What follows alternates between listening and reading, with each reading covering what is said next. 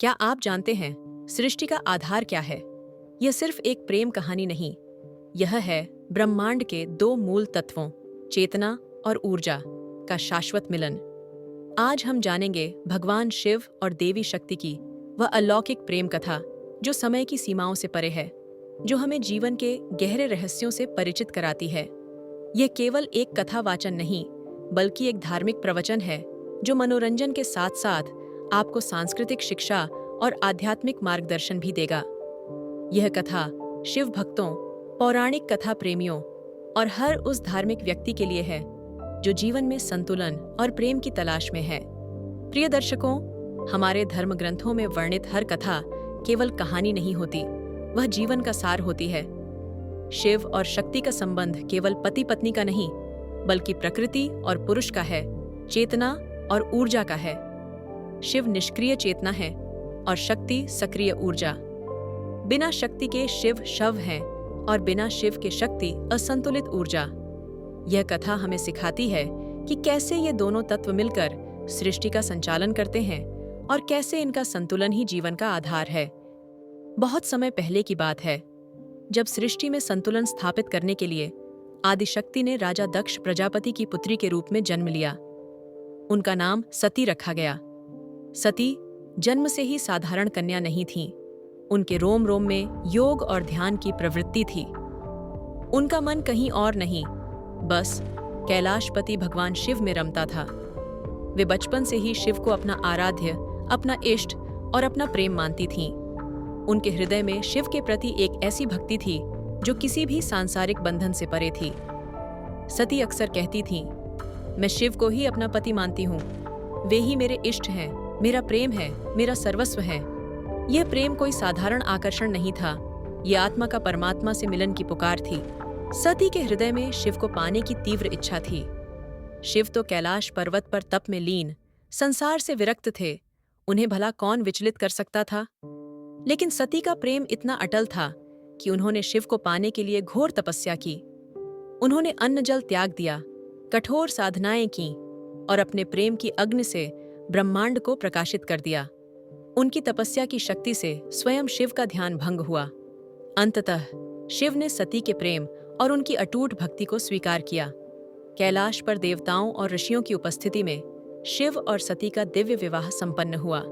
यह केवल दो शरीरों का मिलन नहीं था, यह चेतना और ऊर्जा का, प्रकृति और पुरुष का, आत्मा और परमात्मा का मिलन था। इस विवाह से सृष्टि में एक नया संतुलन स्थापित हुआ, एक नई ऊर्जा का संचार हुआ। लेकिन कहानी यहीं खत्म नहीं होती। राजा दक्ष को यह विवाह मंजूर नहीं था। उनका अहंकार इतना प्रबल था कि वे शिव को अपना दामाद स्वीकार नहीं कर पाए। उन्होंने एक विशाल यज्ञ का आयोजन किया और सभी देवी देवताओं, ऋषियों मुनियों को आमंत्रित किया, लेकिन जानबूझकर शिव और सती को निमंत्रण नहीं भेजा। सती को जब इस यज्ञ का पता चला तो वे बिना निमंत्रण के ही अपने पिता के घर जाने को आतुर हो उठीं। शिव ने उन्हें रोकने का प्रयास किया, क्योंकि वे जानते थे कि वहां उनका अपमान होगा।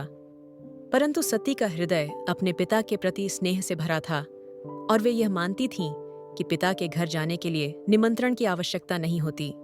यज्ञ स्थल पर पहुंचकर सती ने देखा कि वहां शिव का कोई स्थान नहीं था और उनके पिता दक्ष शिव का घोर अपमान कर रहे थे। सती ने अपने पति का अपमान सहन नहीं किया। उनका हृदय क्रोध, दुख और अपमान की अग्नि से जल उठा। उन्होंने अपने पिता को धिक्कारा और कहा, जिस शरीर ने मेरे पति का अपमान सुना है, उस शरीर को मैं धारण नहीं कर सकती। यह कहकर सती ने उसी यज्ञ की अग्नि में स्वयं को समर्पित कर दिया। यह आत्मदाह केवल एक शारीरिक क्रिया नहीं थी, यह धर्म की रक्षा के लिए, पति के सम्मान के लिए और अपने आत्मसम्मान के लिए किया गया एक महान बलिदान था। जब शिव को यह समाचार मिला तो उनका क्रोध ब्रह्मांड में समा नहीं पाया। उनका तीसरा नेत्र खुल गया और उनके क्रोध से वीरभद्र नामक एक भयंकर गण उत्पन्न हुआ। वीरभद्र ने दक्ष के यज्ञ का विध्वंस कर दिया, दक्ष का सिर धड़ से अलग कर दिया और पूरे ब्रह्मांड में हाहाकार मच गया। शिव ने सती के मृत शरीर को अपने कंधों पर उठाया और क्रोध में तांडव नृत्य करने लगे। उनके तांडव से पूरी सृष्टि कांप उठी। सृष्टि को बचाने के लिए भगवान विष्णु ने अपने सुदर्शन चक्र से सती के शरीर के टुकड़े टुकड़े कर दिए जहां जहां सती के शरीर के अंग गिरे, वहां वहां शक्तिपीठों की स्थापना हुई, जो आज भी भक्तों के लिए पवित्र तीर्थ स्थल हैं। सती की आत्मा अमर थी। समय बीता और शक्ति ने एक बार फिर जन्म लिया, इस बार हिमालय राज और मैना की पुत्री के रूप में, जिनका नाम पार्वती रखा गया। पार्वती बचपन से ही शिव को अपना पति मानती थीं। उनके हृदय में भी सती के समान ही शिव के प्रति अटूट प्रेम और भक्ति थी। पार्वती अक्सर कहती थीं, मैं इस जन्म में भी केवल शिव को ही पति रूप में स्वीकार करूंगी। शिव अभी भी सती के वियोग में गहरे ध्यान में लीन थे, संसार से विरक्त। पार्वती ने उन्हें पाने के लिए वर्षों तक कठिन तप किया। उन्होंने पंच अग्नि तप किया, पत्तों का भी त्याग कर दिया और अपर्णा कहलाईं। उनकी तपस्या इतनी कठोर थी कि स्वयं देवता भी चकित रह गए।